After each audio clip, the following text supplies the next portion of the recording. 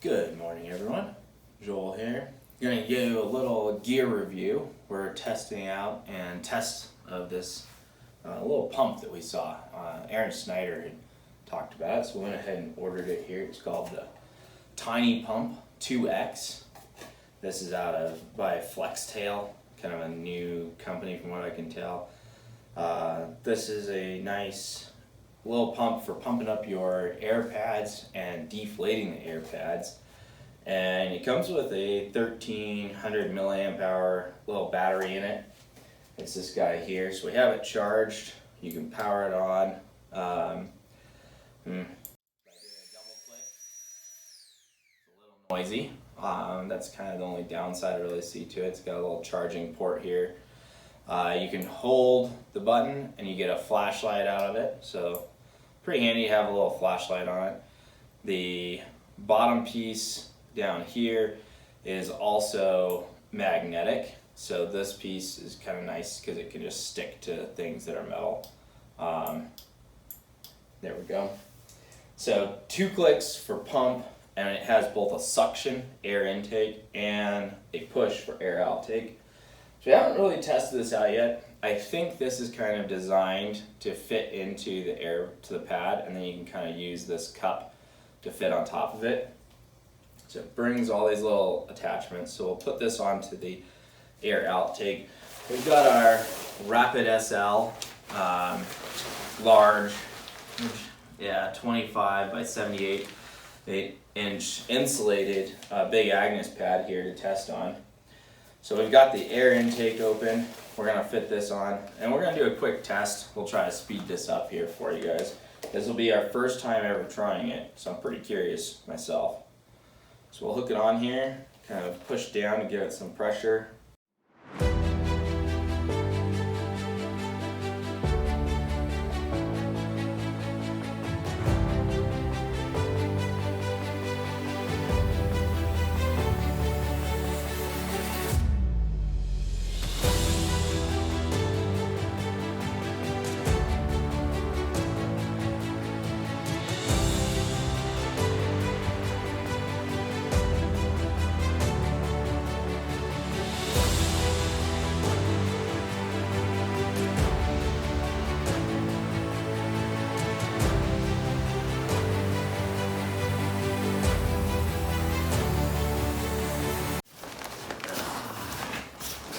Oh yeah, all the way pumped up, so that's pretty solid. That took only a minute or two. Saves you from having to huff and puff to get it all pumped up at the end of the day. That was quick and easy. We definitely do need the screw in or like a lipped piece to kind of get into the interior of the bag a little better, but overall, not bad. So next, we will give it a test. That was pushing the air out, but now this is what I really think is going to come in handy, especially for your overall pack load, like in terms of volume. So now we'll open up our outlet port here on the Big Agnes, and we'll let this deflate a bit, and then we'll see if we can find the right attachment here to actually put into this. I'm not sure that any of these will actually fit the Big Agnes, so we really do need to get the actual ports here for this. That'll be an upgrade that I think we'll need to do. So now we're going to put it so the airflow is sucking out, and we'll test the outbound, and we're just going to kind of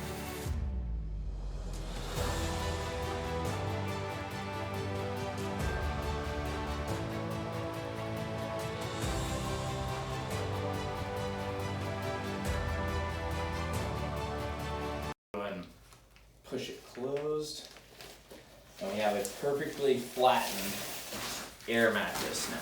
So we'll just give it a quick roll up to test and see how we did.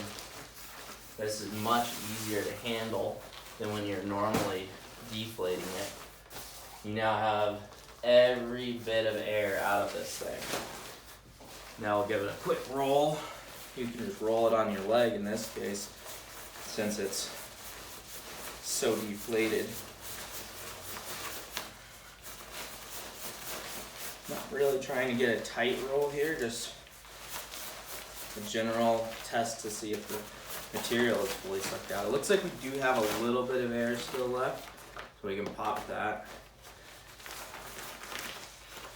And we can give it one more test here, see if we can get the last little bit. I think it would be best to have it fully connected up into here.